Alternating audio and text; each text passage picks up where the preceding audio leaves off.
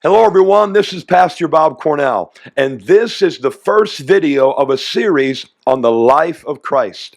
You know, the study of the life of Jesus is really the greatest study that we could ever enter into. And the reason why is because we're studying the greatest one to ever live. We're studying his life, his ministry, his message, including his death and resurrection as it is portrayed in the four Gospels.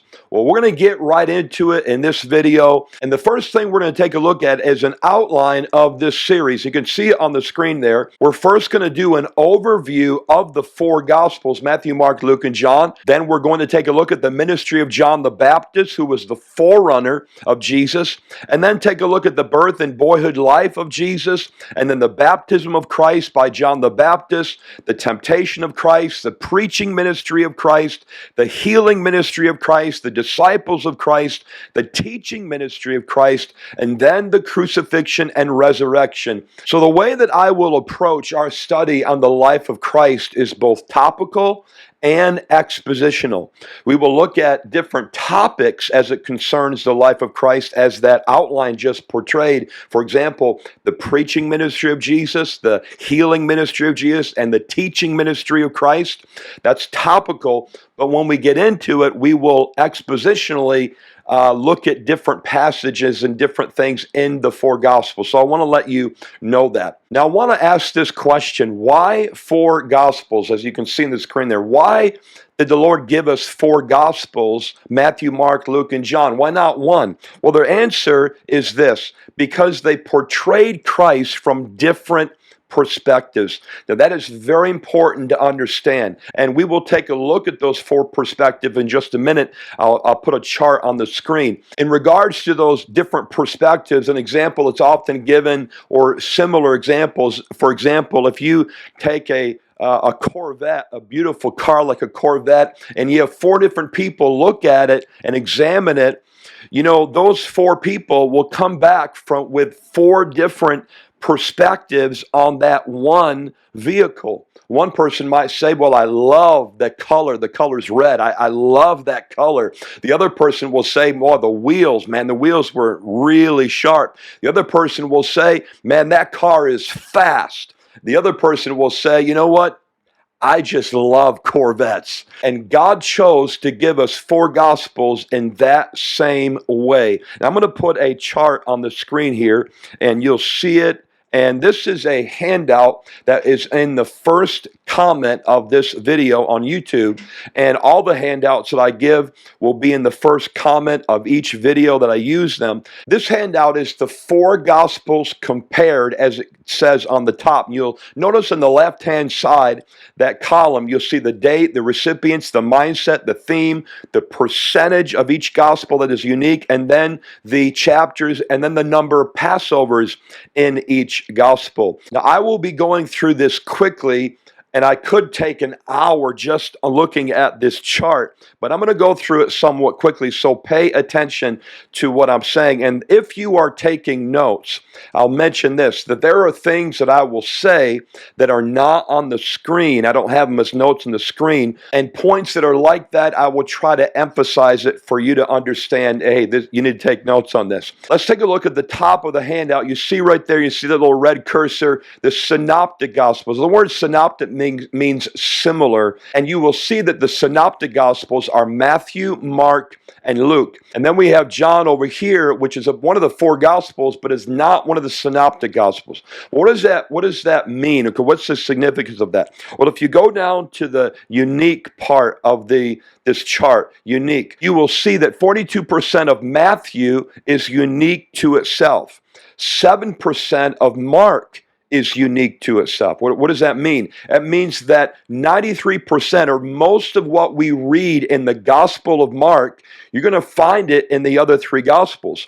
And then next, Luke, you'll see that 59% of what we read in the Gospel of Luke is unique to Luke. Now, if you take a look at John's Gospel, 92% of what we read in the Gospel of John is unique only in the Gospel of John. Again, 92%. So if that ever comes up, if someone ever asks you a question, one day, what percentage of the Gospel of John is unique to itself? You can answer the question with 92%. All right, that's just a little something, that little nugget to understand. I think those things are interesting. And again, that is why the Gospel of John is not called one of these synoptic Gospels. Now let's take a look at the date for each Gospel, and I will mention this, that the dates are given on the screen in this handout, and these are subjective. The scholars, when they look at the date for the writing of each gospel, there's disagreement. So these are dates that are somewhat normal given, but sometimes you might find different dates. But I'll just leave it at that. Let's take a look at the recipients. Matthew was written to the Jews, so he had a messianic mindset when he wrote the Gospel of Matthew. And so when I say mindset, that meant that he presented Christ as the Messiah and the King, the one who fulfilled all the Old Testament prophecies concerning the Messiah. He emphasized that more than the other three Gospels. And you'll see that with the theme. Okay, so Matthew, he really presented Christ more than anything as the Messiah and King. And that doesn't mean that the other three Gospels didn't present Christ in that way at all, but Matthew emphasized that. And you'll notice the chapters. Matthew is 28 chapters. Now, let's take a look at Mark. Mark was written to the Romans, a Roman audience. And the Roman audience was primarily pragmatic. And pragmatic, if you know anything about that, it just simply means it's results oriented. Again, I'm summarizing this, but it's results oriented. In other words, just keep it simple, keep it practical. And he presented Christ, and this is in the theme, okay, as the servant redeemer. That was the emphasis, the servant redeemer. And that is why the pragmatic, that is why the Gospel of Mark is the shortest of the four Gospels. It's only 16 chapters long, again, compared to the other Gospels. And the reason why, again, is because it was pragmatic. Just keep it simple, just get to the point. And that's what Mark did. All right, let's take a look at Luke. Luke was written to the Greeks, and the Greeks had an idealistic mindset. And again, this was in general, but an idealistic mindset was primarily the love of ideas or philosophy. And through the love of ideas, man could attain some realm of perfection. Now, if you take a look at the theme, Luke presented Christ more than anything as the perfect man. Okay, and that's important to understand, as the perfect man. Why is it important? Because it goes right along with to whom the recipients, that Luke was writing to, and it was 24 chapters long.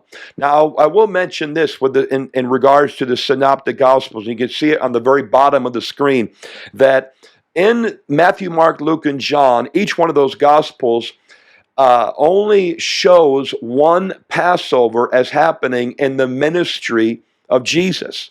Now, we know that there were more Passovers that were in the ministry of Jesus, and we know that from the Gospel of John.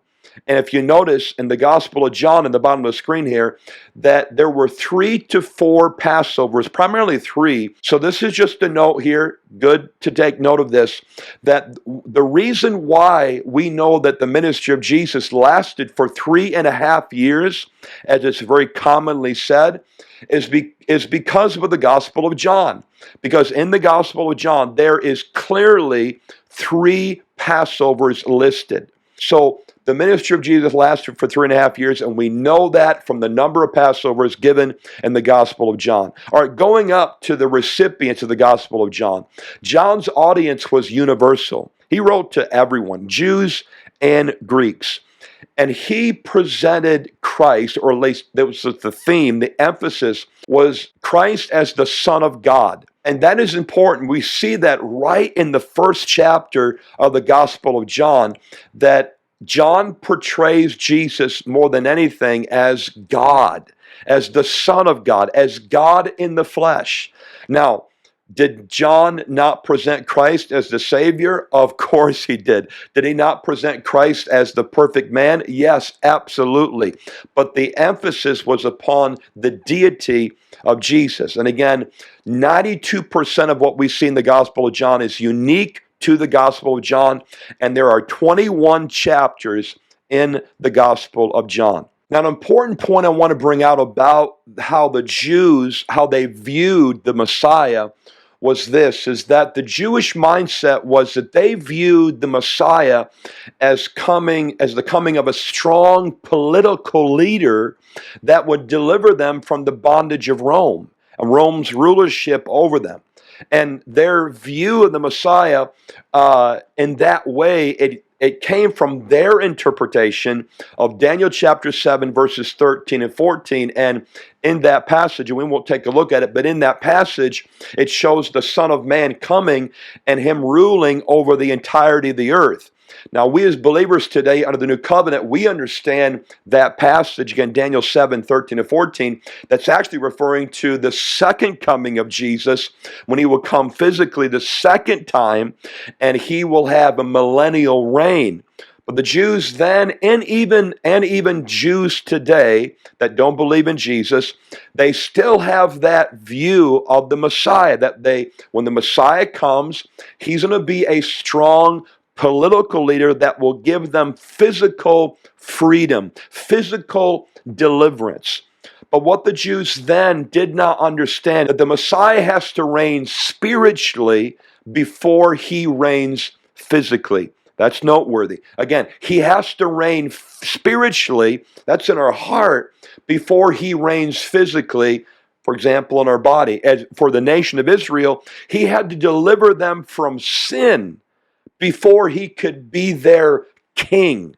All right? He had to be their spiritual king before he could be their physical king. And that is something that they did not understand at all. And so the religious leaders, for example, of Israel, there was never a point, and this is a noteworthy point, okay? There was never a point in the ministry of Jesus in which the religious leaders accepted him as their Messiah.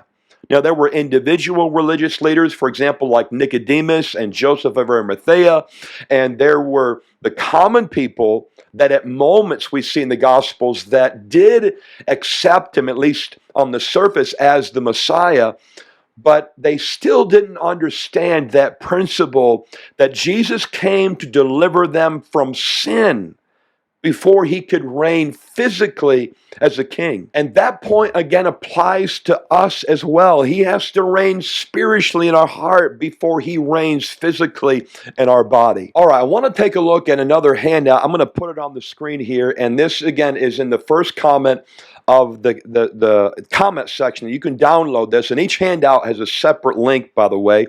If you look at the top of this chart, it has the Christ's earthly ministry, and then right underneath that, we have the years, okay? And the AD stands for Latin, the day of the Lord. And I find it interesting that in newer publications, this has been this way for quite some time, they have changed the BC, before Christ, to BCE, before Common Era, and they've changed the AD to the CE, or Common Era. And they've done that to try to eliminate Jesus from, the calendar, all right, or from the psyche of society. But what I find interesting in that is that whether you use BC or BCE or AD or CE, it still revolves around Jesus. Okay, you can eliminate the name Jesus, but it still revolves around the coming of Jesus. And I find that, personally, I find that powerful. Now, if you look at different resource materials, you will find that scholars have different views on the year that Jesus' ministry began and the year that it ended. Some put the ministry of Jesus beginning in 28 AD and an ending in 33 AD, or 26 AD and ending in 32 or 33 AD. So there's different views on that, but what I find most consistent is the dates that I'm giving you right here. Now, right underneath the dates, you will see three sections: the year of inauguration, then the year of popularity, and then the year of opposition of Jesus' ministry. Now, Jesus' ministry of 3.5 years can be divided up very easily into those three sections. The year of inauguration, or sometimes that is referred to as the year of curious acceptance. Jesus was starting at the very beginning. He was doing miracles. Masses of people were following him. And you can see that in this chart, this line right here, okay? Masses were drawn to his miracles and teachings. And that lasted for about approximately the first year and a half of Jesus' ministry. Again, masses were drawn to his miracles and teachings. And then in John chapter 6, and I'll take this, there we go. In John chapter 6, we see a turning point in the ministry of Jesus. And it's in John chapter 6, and I won't put it up on the screen, but in that passage is where Jesus began to teach on eating his flesh and drinking his blood. Now, of course, he was referring to spiritually what he would do at the cross. That spiritually, by faith, we are to consume what he accomplished for us at the cross. But they didn't understand that. And that's one of the most important passages in all the Gospels, John chapter 6. And in the beginning of John chapter 6, there was masses of people that were following Jesus. He had just fed the multitude. Masses were following him. He went over across the Sea of Galilee. The thousands followed him across the Sea of Galilee. And he began to teach about drinking his blood and eating his body. Again, it was all figurative and spiritual. And the masses, when he began to teach that, they began to drift away. Actually, the saddest verse in all the Bible, and this is noteworthy, okay, hint, hint, John 6, verse 66. And the reference to me is amazing, just is 666. The number of the Antichrist, the number of man. And John 6, verse 66 says, and many of his disciples went back and followed him no more. And that was the masses of his disciples. And they were disciples of Jesus, not the 12, but they were disciples of Jesus, followers of Jesus, but they had the wrong motivation. And there in John chapter 6, when he began to teach on that, and I'll put it back on the screen, those masses began to reject Christ in unbelief. But Jesus turned to the 12 at the end of John 6 and said, and I'm paraphrasing now, do you also want to go away? And that was the time in which Peter rose up and said, Jesus, we believe that you are the Christ, the Son of the living God. To whom shall we go? We know that you're the one. And I think that is one of the most powerful statements in all of the four Gospels. All right, now let's take a look at this, the early Judean ministry, and then the Galilean ministry, and then the later Judean ministry. One of the things we find in the four Gospels is that the most of Jesus' ministry was done in Judea and Galilee. And really most of it was done in Galilee, as you can see on the screen there. But it began in Judea, which was southern Israel. Then Jesus went to Galilee, which was northern Israel. And at the very end, he returned and his focus was on Judea. Now, when I say Galilean ministry, that didn't mean that he didn't go during that time period, which was most of the 3.5 years. That doesn't mean that he didn't go to Jerusalem or Judea. Jerusalem was in Judea. Yes, he did, but he would go right back into Galilee. All right, taking a look at this section right here, Jesus' ministry began when with the baptism of John, he was baptized by John the Baptist in the Jordan River. That's when he was filled with the Spirit. Right after that, he was tempted by the devil. And then after that, we see his first miracle. And then he cleansed the temple. And then right around the year point is when the first disciples were chosen. And then over here, okay, around the year and a half, around there approximately, that's when the 12 disciples were chosen. And then going back over to this section over here again, around the year and a half mark, around there, Jesus teaches on his body and his blood. Again, that's when the masses of the disciples leave and the 12 remain. Peter declares that Jesus is the Christ. And then it was also at that point that Jesus began to tell his 12 disciples of his death and resurrection. And they didn't understand it at all, but he began to tell them, hey, this is what's going to happen. And then over here, the last week of Jesus' ministry leading up to his death is called the Passion Week. And we're going to take a look at that more in depth at the end of this series. Hopefully that chart is a help to you in your basic understanding of, just, again, an overview of the life and ministry of Jesus. I want to take a look at another handout that I have for you that you can download. It's in the first comment, and it's the number of chapters in each gospel that deal with the Passion Week of Christ and the resurrection. Look at the bottom of this chart. You will notice that the blue section of each of the four Gospels, Matthew, Mark, Luke, and John, the blue represents the ministry of Christ, and that includes teaching, healing, and preaching. And then the green section represents the Passion Week, including the resurrection. And what I do is give the chapters and also the percentage that deals with, again, the Passion Week and of Christ and the resurrection. Let's take a look at each Gospel. In Matthew, 20 chapters are dedicated to the ministry of Christ.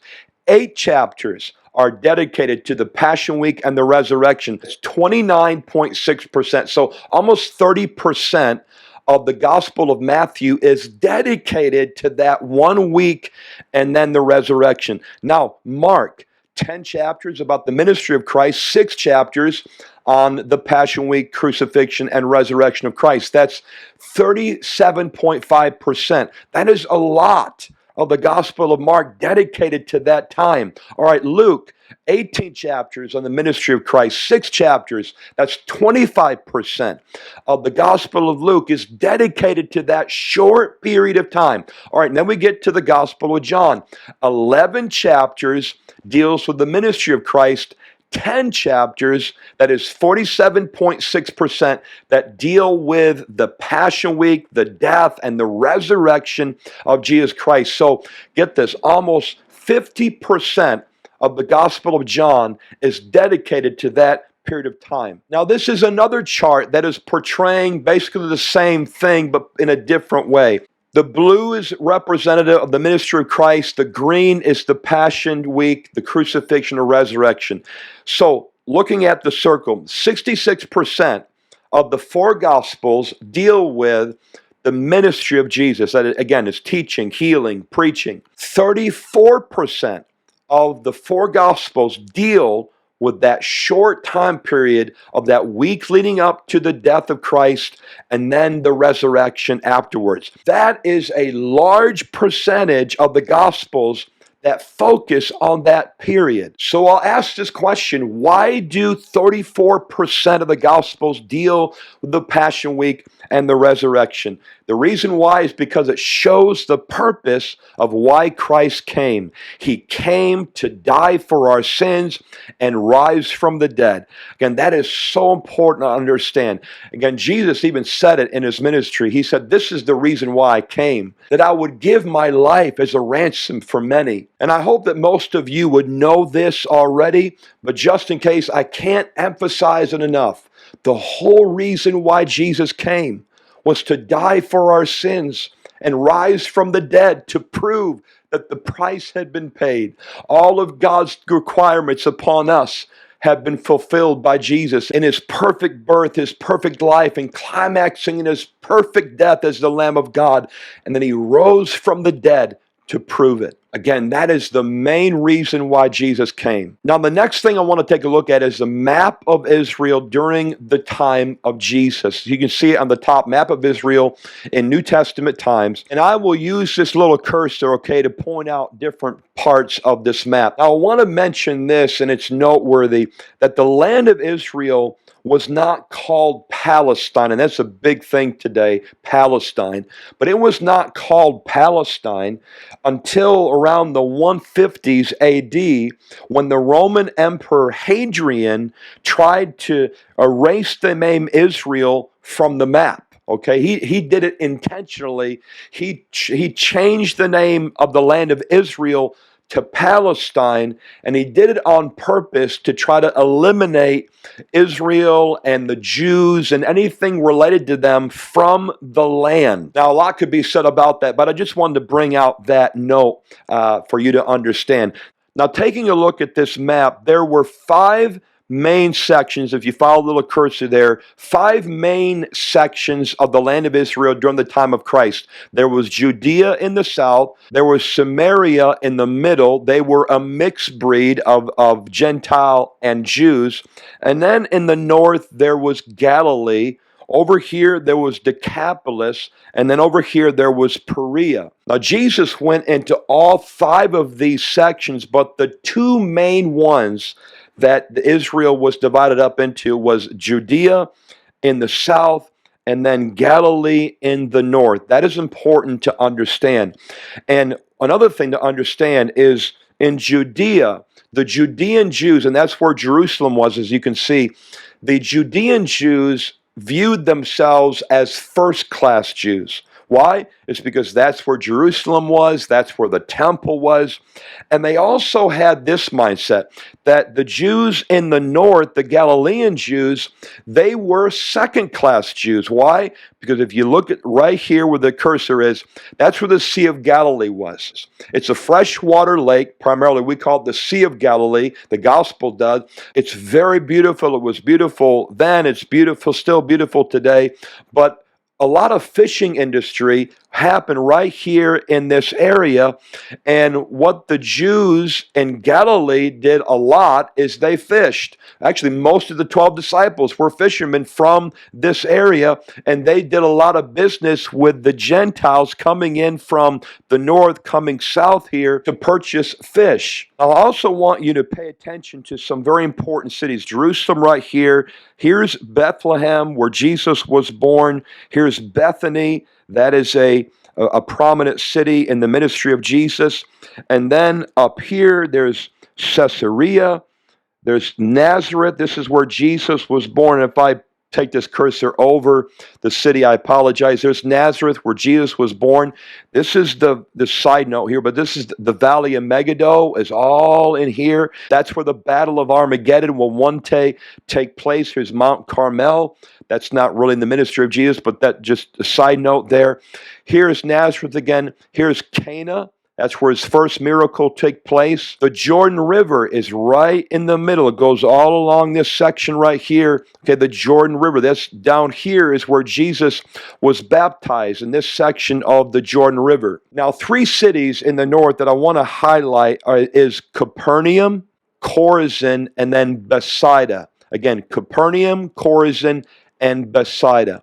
Why are those 3 cities important? The reason why is because 60 to 85% of all of Jesus' miracles was done right in this area right here of Capernaum, Chorazin, and Bethsaida, primarily in those 3 cities. Again, 60 to 85% of Jesus' miracles were done in those 3 cities. Those 3 cities were called, and this is a noteworthy thing, okay, to take note of, but those 3 cities of Chorazin, Capernaum, and Bethsaida are called or referred to as the evangelical triangle. And the reason why, again, is because 60 to 85% of Jesus' miracles were done in that area. And it was those 3 cities later on in Jesus' ministry that Jesus would pronounce woes upon because he performed so many miracles there, but in general, they did not believe in Jesus. All right, we've covered a lot in this first video, and I pray that you've been blessed. We're going to close there today. So God bless you and have a wonderful day in Jesus.